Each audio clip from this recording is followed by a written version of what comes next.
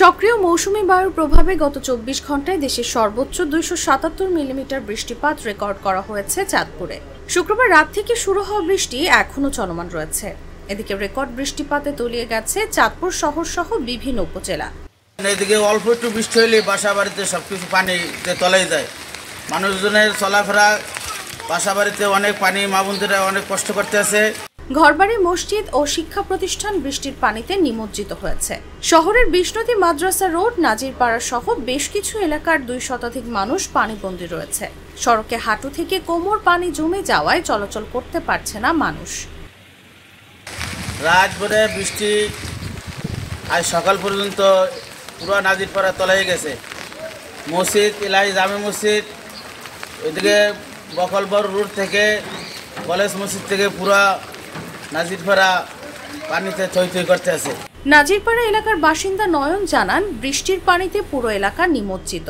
মানুষ ঘর থেকে বের হতে পারছে না। এখানকার ড্রেনেজ ব্যবস্থা খুবই খারাপ, পানি নামতে সময় লাগছে।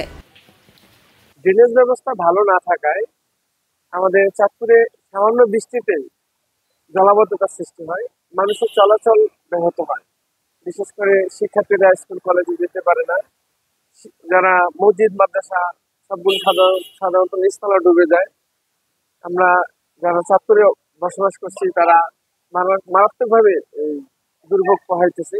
চাঁদপুর আবহাওয়া অফিসের উচ্চ পর্যবেক্ষক শাহ মোহাম্মদ সোয়াইব বলেন, শুক্রবার সকাল ৯টা থেকে শনিবার সকাল ৬টা পর্যন্ত চাঁদপুর জেলায় ২৫০ মিলিমিটার বৃষ্টিপাত রেকর্ড করা হয়েছে, যা দেশের মধ্যে সর্বোচ্চ বৃষ্টিপাত। এর মধ্যে শনিবার ভোর ৬টা থেকে ৯টা পর্যন্ত ২৭ মিলিমিটার বৃষ্টি হয়েছে।